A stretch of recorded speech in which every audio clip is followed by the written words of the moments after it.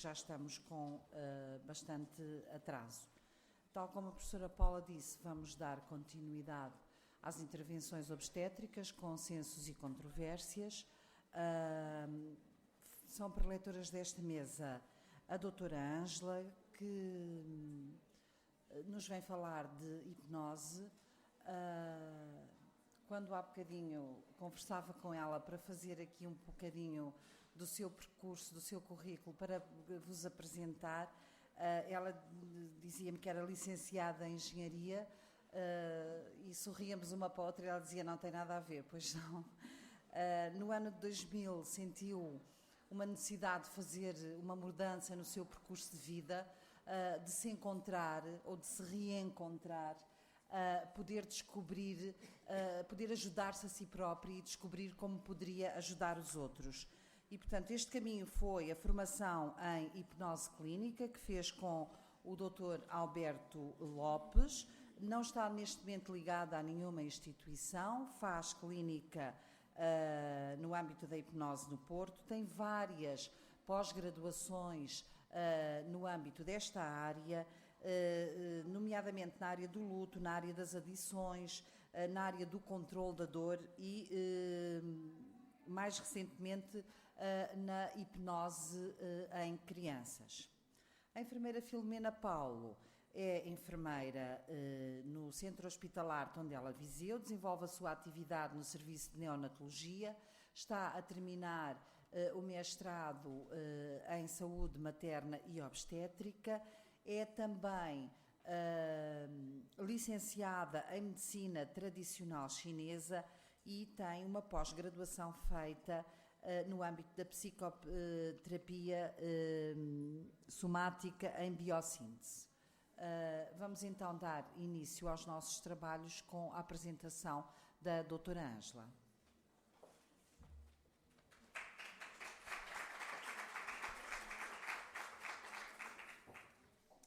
Olá, bom dia a todo o auditório e, como é do vosso conhecimento, eu venho hoje aqui falar-vos sobre a aplicação da hipnose em contexto clínico.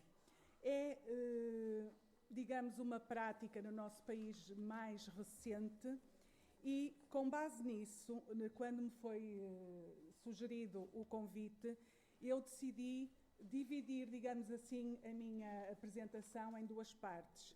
Vou primeiro começar por vos falar de uma forma muito sucinta do que é a aplicação da hipnose em contexto clínico e depois tentei particularizar um pouco mais a sua aplicação, nomeadamente nas memórias, naquilo que diz respeito às memórias que todos nós temos da nossa passagem pelo útero e também do nascimento.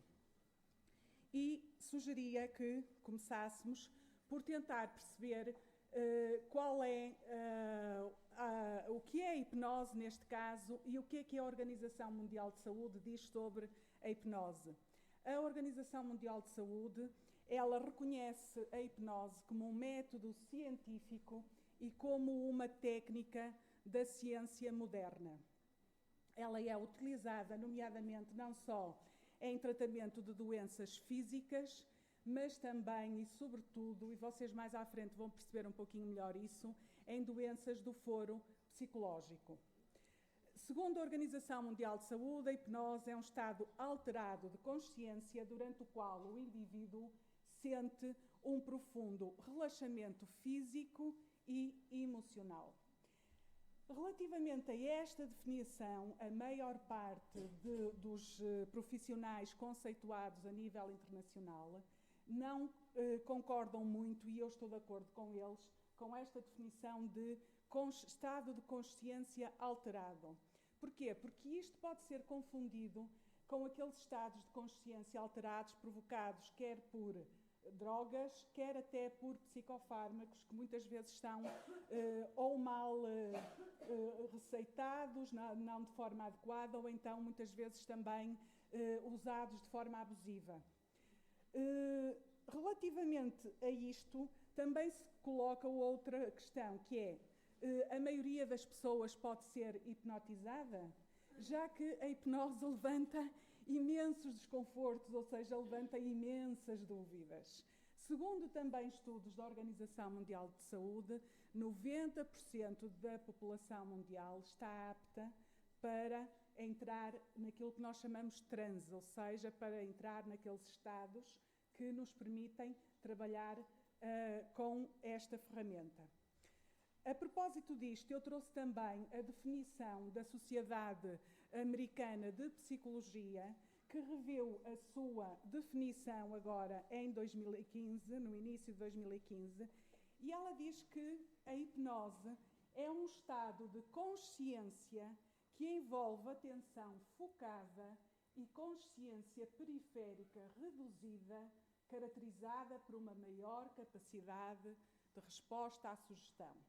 Ora bem, vamos desmontar um bocadinho isto que aqui está. Ou seja, nós temos, ao aplicar a hipnose, um hipnoterapeuta, neste caso, portanto, um profissional da área. O que ele vai fazer é usar uma linguagem própria e adequada, com palavras que ele conhece que vão agir sobre a mente do indivíduo, com padrões de linguagem, ou seja, consequências conhecidas que vão fazer ou induzir exatamente uma atenção focada e uma consciência periférica reduzida. Ou seja, imaginem que eu em consultório, naquela sessão, quero trabalhar a vida intrauterina ou quero trabalhar o nascimento. O que é que eu vou fazer? Eu vou usar um texto, ou seja, um conjunto de palavras que vão fazer com que aquela pessoa que ali está fique não só atenta à minha voz, mas fique sugestionada no sentido de se visualizar naquele contexto. E, por isso mesmo, nós dizemos que a consciência periférica é reduzida, ou seja, aquilo que constantemente está a interferir na nossa mente é chamada mente consciente, não é? A racional, que questiona, que julga, que nós não a queremos para nada, como eu costumo dizer, portanto, nós afastamos-la apenas para trabalhar com a mente inconsciente. E neste percurso focado de sugestão, nós conseguimos depois uma resposta, ou seja, aceder a estas memórias. Assim sendo, se nós precisamos de um estado de atenção focalizada, muitas pessoas conseguem isso de forma espontânea. Lembrem-se, por exemplo, quando nós conduzimos e numa parte do trajeto nos esquecemos que a fizemos, chegamos ao fim da viagem e esquecemos que fizemos aquele trajeto, o que é que aconteceu? Nós ligamos uma espécie de piloto automático, não é? Nós ligamos uma das gavetinhas da nossa mente para ela fazer aquilo. Quer dizer, a conduzir não é muito adequado, mas o que é certo é que isto acontece a todos nós, quase de certeza, pelo menos a quem conduz já lhe aconteceu. E há uma parte da nossa mente que fica a fazer aquela ação enquanto a outra parte se abstraiu. Isto também acontece quando lemos um livro, por exemplo, quando vemos televisão. Portanto, isto é, aliás, há estudos no sentido que dizem que de 90 em 90 minutos a nossa mente passa por estes estados chamados de consciência ampliada ou alterada, como lhe queiram chamar. Outra questão que se coloca é saber se a hipnose é clinicamente segura. Então, nós podemos assegurar que ela é completamente segura, porque há, uma vez mais, uma parte do nosso cérebro que é capaz de regular funções tão vitais como os batimentos cardíacos, como a temperatura da pele. Essa parte do nosso cérebro, ela defende-nos quando nós chegamos a uma circunstância qualquer e há alguma ação envolvente que reconhecemos ou pelo cheiro, ou pela pele, ou pela temperatura da pele. Ela está também sempre vigilante. Nós costumamos dizer que a nossa mente é sábia, é amiga e neste contexto ela vai também fazer a sua função. Podemos também colocar a questão: porquê usar a hipnose, não é? Já temos tantas formas de tratar, porquê usar a hipnose? A cada ano aumenta visivelmente o número de investigações que são feitas nesta área, nomeadamente nos Estados Unidos e em vários países da Europa. E O que se demonstra é que os resultados são notáveis, ou são cada vez maiores, quer nas patologias físicas, quer nas patologias do foro emocional.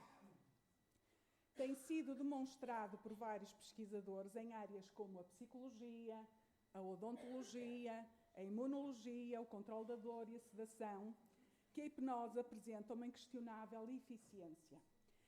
A propósito disto, posso referir, por exemplo, que há cerca de 2 anos, se não me engano, aqui no Porto, no Hospital de Santo António, foi feito um estudo na área da sedação para apresentar num congresso europeu de anestesia e em que, nas mesmas circunstâncias, pacientes foram tratados com a hipnose e outros com aquilo que eles chamavam a melhor anestesia do mercado. E os resultados foram evidentes e bons, como se costuma dizer. O trabalho foi apresentado no Congresso Europeu, mas o que é certo é que aqui dentro, no nosso belo país, ninguém ouviu falar disso. Portanto, poderíamos aqui pôr, não é, uma data de outras questões que fazem com que muitas vezes estas práticas não só não sejam regulamentadas e obriguem as pessoas a trabalhar num contexto que não é o melhor, mas o mundo tem que avançar, não é? De qualquer das formas, desde que haja condições para isso. A procura de novas soluções na psicoterapia e de melhores e mais naturais métodos de cura é um dos objetivos do ser humano hoje em dia. Ou seja, terapias que respeitem o indivíduo como um todo e que ao mesmo tempo sejam terapias breves, naturais e altamente eficazes. Reparem, eu costumo dizer, porque hoje em dia também a hipnose, eu costumo dizer que ela corre o risco de entrar ou passar a ser moda, o que é muito mau também. Mas se houver o devido cuidado e se as pessoas estiverem devidamente formadas, não é um milagre, embora haja pessoas hoje em dia que recorram muitas vezes à hipnose quase como se fosse um milagre, ou seja, não obtêm resultados na chamada medicina convencional e depois acham que chegam ali e que resolvem a sua vidinha. Não é nada disto. Mas é realmente aquilo que eu costumo chamar a autoestrada das terapias, ou seja, ela é realmente muito, muito eficaz. Quanto mais não seja, porque se vocês pensarem que há uma grande parte do nosso cérebro que é completamente desconhecida ainda ao ser humano, não é? Se vocês se lembrarem, inclusivamente, daquela fotografia clássica do iceberg, em que temos uma parte acima do nível da água, que é que vemos, e temos depois toda aquela parte que é imensa, que está submersa, nós estamos, relativamente ao nosso cérebro, mais ou menos nas mesmas circunstâncias. Portanto, nós conhecemos ainda muito pouco. Vamos agora começar-nos a aproximar um pouco mais do tema central que me trouxe aqui, ou seja, das tais memórias. Como aceder a essas memórias? Todos nós temos essas memórias, só que é uma parte que está lá reservada. Com a ajuda de uma indução hipnótica, usando um transe conversacional, o que é que isto quer dizer? Usando realmente uma atenção focada num determinado objetivo, padrões de linguagem adequados, nós conseguimos induzir lentamente este estado focado e ampliado de consciência. Começamos primeiro por fazer um relaxamento, depois normalmente criamos com o cliente aquilo que nós chamamos um lugar seguro. Em todas as consultas vamos lá a esse lugar seguro. Inclusivamente aconselhamos a pessoa depois a repetir isso em casa, naqueles dias de mais stress, de mais confusão, que precisam assim de um escapezinho, e depois então partimos para aquilo que queremos trabalhar em cada sessão. Desta forma vamos aceder a todas as experiências que ficaram guardadas sobre a forma sensorial, na forma de imagens mentais. O que é que isto quer dizer? Todos nós temos sensações, a essas sensações estão sempre associadas emoções e essas emoções estão sempre associadas imagens. Só que essas imagens vão sendo racionalmente esquecidas à medida que nós vamos crescendo. E estas do útero e do nascimento também lá estão. Ou seja, o nosso corpo, o nosso cérebro, ele funciona como uma espécie de um computador. E se nós soubermos aceder a esses ficheiros, a essas gavetazinhas, nós vamos procurar e obter essa informação que tanto procuramos. Então, de uma maneira geral, uma primeira abordagem em hipnose deverá ser feita desta forma, ou seja, há uma primeira consulta chamada de anamnese, em que é recolhido o motivo que traz a pessoa à consulta. Eu, no meu caso, faço uma retrospectiva da vida daquela pessoa, para ver se há ali até padrões de repetição que tenham a ver com aquela queixa que ela me traz. E depois, ao longo das sessões, para além de tratarmos ou para além de tentarmos resolver aquela questão que a pessoa me trouxe, vamos obrigatoriamente passar pela vida intrauterina, pelo nascimento, pela infância, pela adolescência e pela idade adulta. Muitas vezes o problema que trazem é o último, ou seja, é o da idade adulta. Só que ele muitas vezes espelha aquilo que está lá atrás. E isso nós devemos ter sempre em conta. Qualquer terapeuta digno desse nome deverá ter isso em conta. Agora, como é que nós vamos explorando cada situação? Ou seja, imaginem que eu estou numa sessão a tentar obter informação sobre a vida intrauterina ou sobre o nascimento.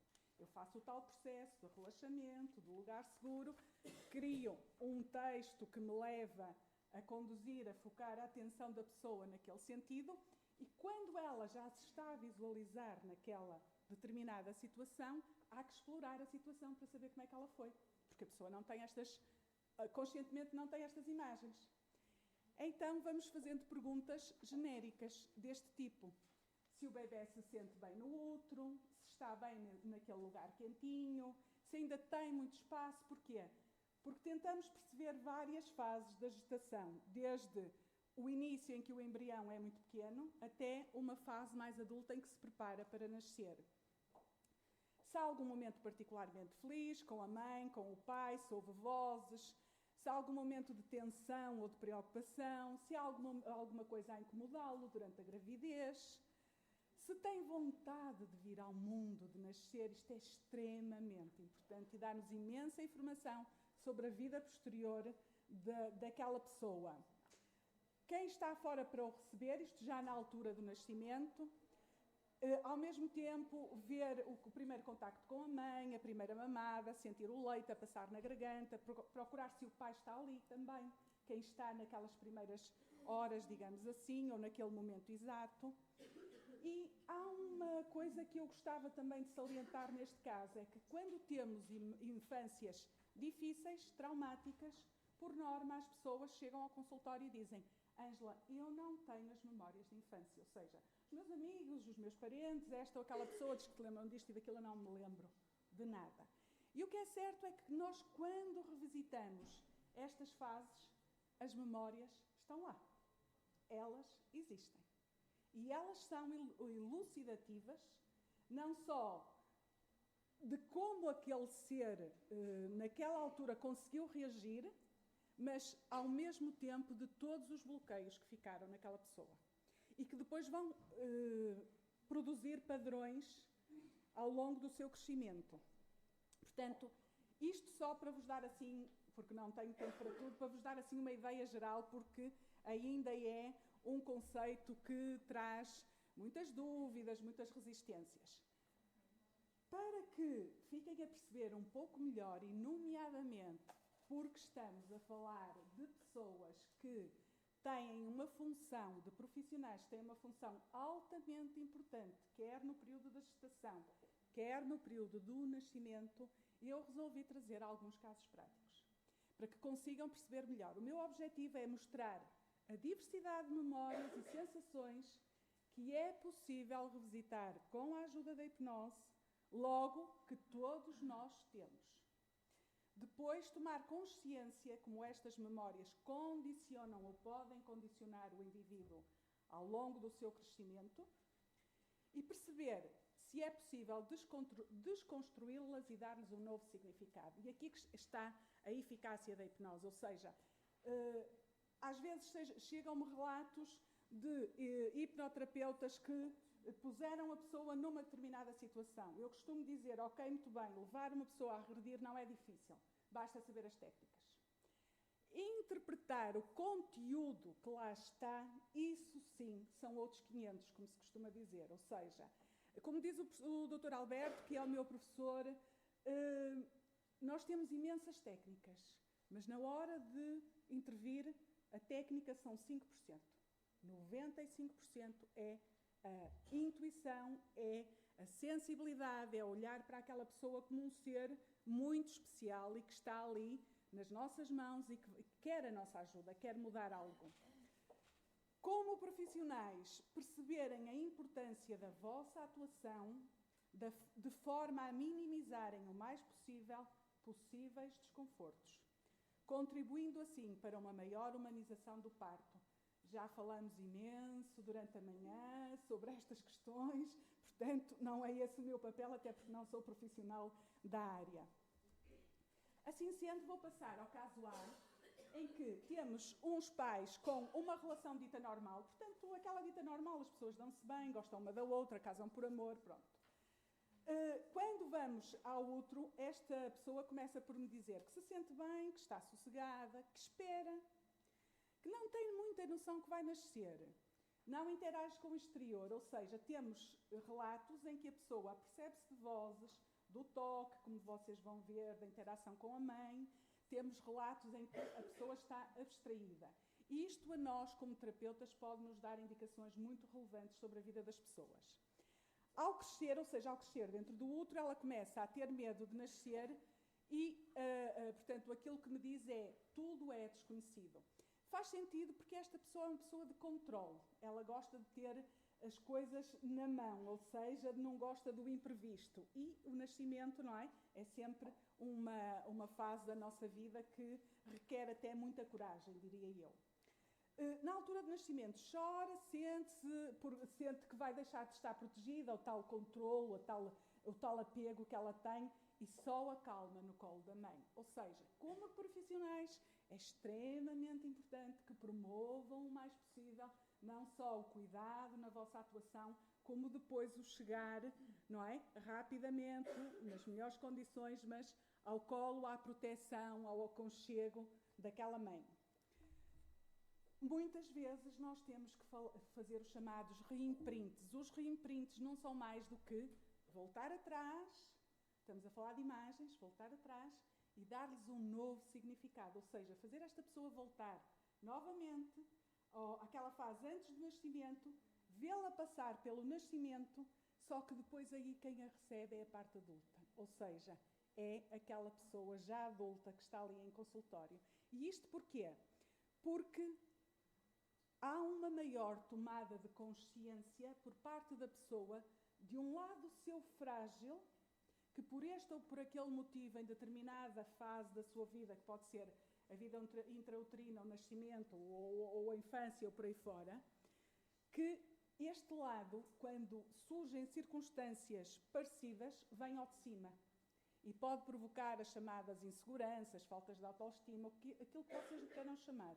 E então, este reforço é fundamental. A partir daqui, esta pessoa fica a conhecer-se muito melhor, fica a perceber sinais que ela não conhecia sobre ela própria. E fica, ao mesmo tempo, a saber reconfortar-se, reorganizar-se. E isso é extremamente importante em termos clínicos. Por outro lado, neste caso, eu voltei atrás, ou seja, fiz um reimprint. Porquê? Porque esta pessoa, de uma maneira geral, passa-lhe tudo ao lado. Ou seja, ela sente as pessoas à maneira dela. E muitas vezes queixa-se de conflitos no trabalho, com os amigos. E, no fundo, o problema não está fora. Normalmente, muitas vezes, não está fora, ou quase sempre está cá dentro. Está na forma como nós gerimos as situações. E então eu achei adequado fazer isso. Passando ao caso B, este caso foi dos casos que mais me marcou. É uma pessoa, inclusivamente, da área da saúde, em que, portanto, ela é filha de pessoas que já faleceram e aquele, quando eu digo aqui um casamento sem harmonia e grotesco, é aquele casamento sem amor, sem um relacionamento adequado entre as pessoas. Ela no outro começa por me dizer que se sente orgulhosamente só. Porque ela tem vivido a sua vida orgulhosamente só. Não se dá com o irmão, não se deu com os pais, não se dá com os amigos, portanto ela não tem ninguém. E ao mesmo tempo não consegue perceber que tudo aquilo que a envolve pela postura que ela tem. E eu costumo, aliás, quando comento este caso, eu costumo usar a seguinte expressão: esta ida ao útero foi uma espécie de chapada de luva branca para esta pessoa. Deu-lhe uma consciência do que ela anda a repetir e devia modificar na vida dela. Ela tem noção que começa por não ter noção também onde está, vai crescendo, vai percebendo que vai ter que nascer e recusa-se terminantemente a nascer. Ou seja, este foi um parto feito em casa, porque foi um parto também já há 50 e tal anos, feito em casa, é extremamente demorado, e isto aqui ou eu pretendo dar-vos um alerta que muitas vezes por trás destes tais imprevistos, como alguém falava aqui, a propósito de haver uma checklist, mas depois há os tais imprevistos, que muitas vezes têm a ver com estes registros que a pessoa traz. Então foi necessário fazer um discurso filosófico que vocês nem imaginam, de que o nascimento é uma etapa da vida da pessoa, de que ela tinha que passar por aquilo, que estava a pôr em risco a vida da mãe, pronto, enfim. Ela salta aquele obstáculo, ou seja, vê-se mais à frente, já mais tranquila. O que é necessário fazer? Voltar atrás e fazer com que a pessoa enfrente aquela situação. Porquê? Porque é recorrente na vida desta pessoa. Sempre que tem um obstáculo, faz resistência, era para nascer, fez resistência, não quis, a coisa não foi como ela queria e depois no fim vitimiza-se. E então havia que lhe dar esta consciência deste comportamento. Porque é um comportamento recorrente, ela faz isto até em relação às consultas, ela quis controlá-las, ela quis tentar que as consultas fossem de uma determinada forma, quer dizer, ela não quis enfrentar determinados passos que ela estava elucidadíssima desde a primeira consulta que os tinha que enfrentar em consulta. Por isso é que eu digo que esta revisitação do vida intrauterina e nascimento foi extremamente importante, foi uma tomada de consciência muito grande. Então, o padrão de repetição desta pessoa continua a ser a mais perfeita solidão, portanto, até à altura que ela tinha chegado à consulta. A cada obstáculo da vida, ela recusa-se a enfrentar e a abraçar a mudança, portanto, o problema está sempre nos outros, nunca está nela, e vai fazendo resistência e depois queixa-se e vitimiza-se, ou seja, nós resistimos até que um dia a corda rompe, não é? Parte, como nós costumamos dizer, depois temos que assumir as consequências daquilo que fizemos, não é? E às vezes a saída ótima é a vitimização, que é prejudicial para toda a gente, para o próprio e para quem o rodeia. Caso C, temos também aqui uma situação de uma mãe extremamente rigorosa em que os afetos são demonstrados pelo cuidado que ela dá aos filhos e por coisas como comida, vesti-los, calçá-los, coisas desse género. Ou seja, é uma mãe que não demonstra por afetos, não põe no colo, não dá beijinho, não dá abracinho, aquelas coisas que são necessárias. No outro, esta cliente também dizia que não queria nascer, mas não resistiu. Ou seja, chega à altura em que ela acaba por aceder ao processo sem resistência. Depois, quando começamos a ver e fazer as tais perguntas que eu falei lá atrás, se o bebê comia, se o líquido, portanto o leite, passava na garganta, sentia bem com a mãe, apercebo-me, ela diz-me mesmo que o bebê não conseguia comer. Portanto, que não conseguia engolir aquele leite. Eu tento perceber, porque não tinha nenhuma indicação, quando falei com ela sobre o nascimento, não tinha indicação nenhuma sobre aquela situação. Então chega-se à conclusão que realmente ela engoliu todo aquele líquido do parto na altura de nascer. Isto, uma vez mais, também para vocês perceberem as implicações e as consequências destes imprevistos, não só ao nível daquilo que vocês já conhecem, mas dos registros emocionais que tudo isto deixa. O que acontece? Esta era uma pessoa que tinha muita dificuldade em falar em público, tinha várias vezes problemas de garganta, como rouquidões e outras infecções, inflamações, o que lhe queiram chamar, E o que é que acontece? Há que fazer novamente um reimprint, ou seja, voltar atrás, ressignificar tudo aquilo, ver o bebê já nascer noutras condições, ser recebido pela parte adulta para sentir aquele calor e aquela parte que é sua, porque nós somos feitos de muitas partes. E mediante as situações da vida, às vezes há uma que salta. E salta de forma desconhecida e nós dizemos assim, mas eu não me conhecia, não é?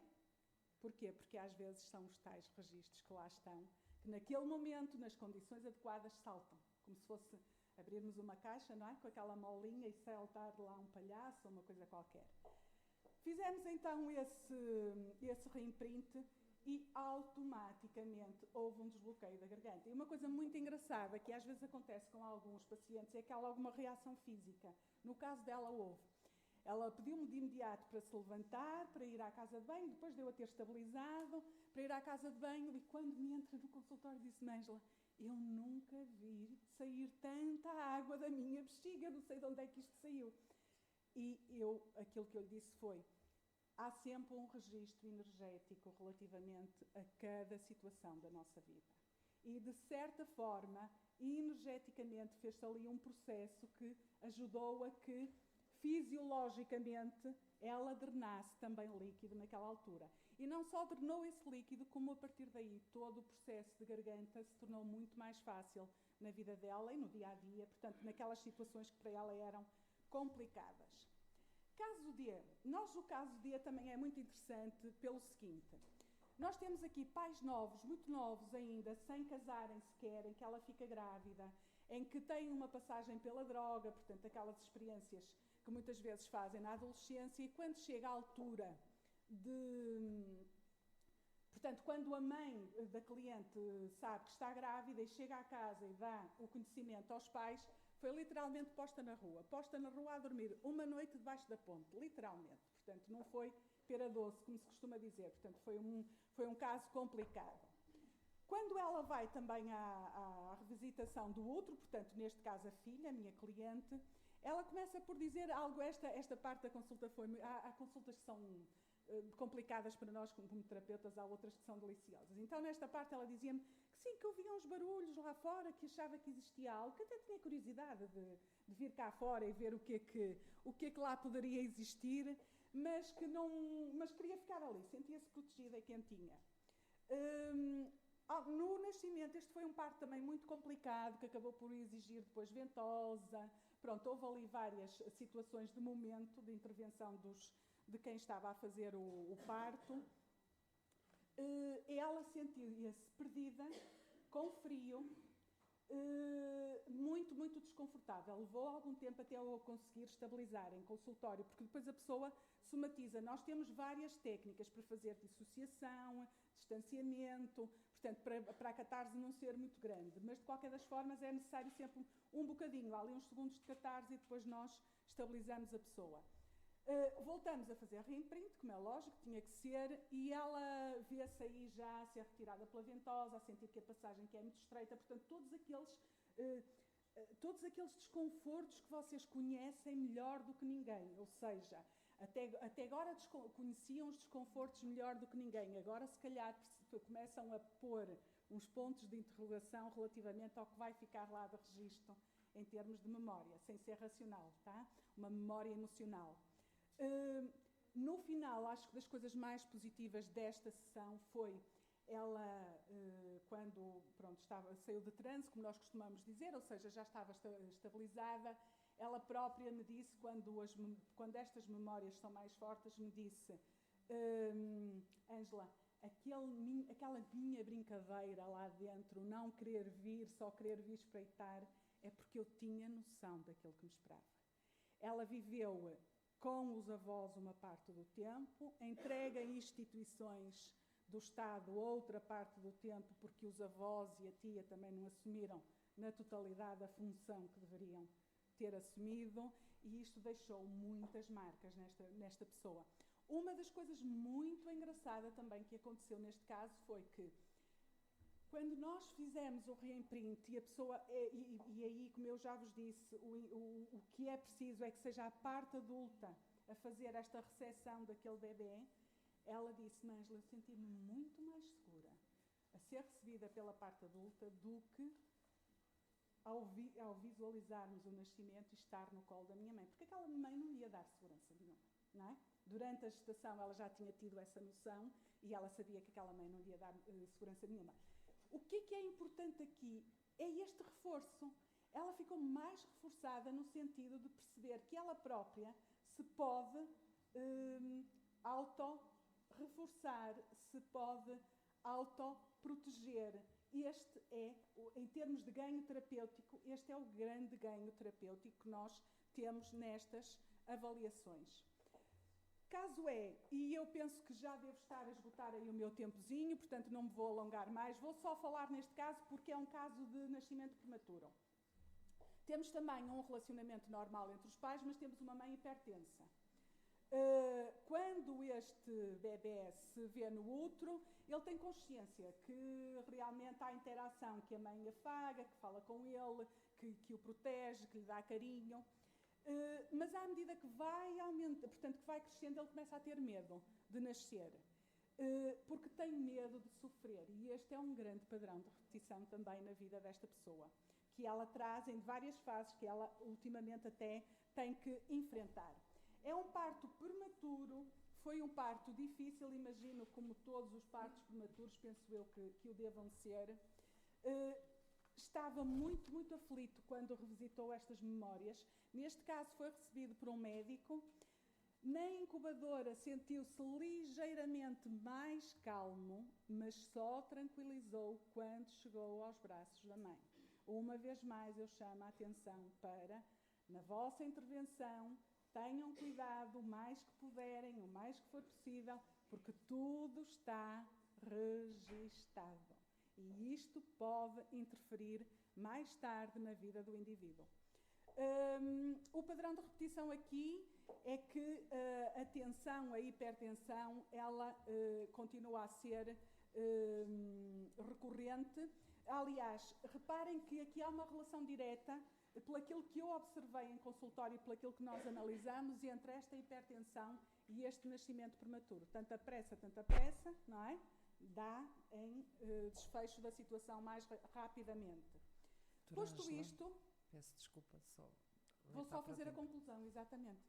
Posto isto, vou concluir dizendo o seguinte: usando padrões de linguagem adequados, perguntas simples e objetivas, podemos aceder a um manancial de imagens guardadas no nosso cérebro. Todos nós as temos. Cada uma dessas imagens está, por sua vez, associada a emoções, as quais revelam de forma clara bloqueios, desconfortos ou simplesmente aquilo que precisamos para ser felizes. Porque muitas vezes vêm os tais insights que vão ajudar a pessoa também a conduzir a sua vida de uma outra forma. E eu atrevo-me a dizer que a cura está dentro de nós, à medida que nós formos percebendo melhor o nosso cérebro, aquela parte que nós não conhecemos. Muito obrigada pela vossa atenção.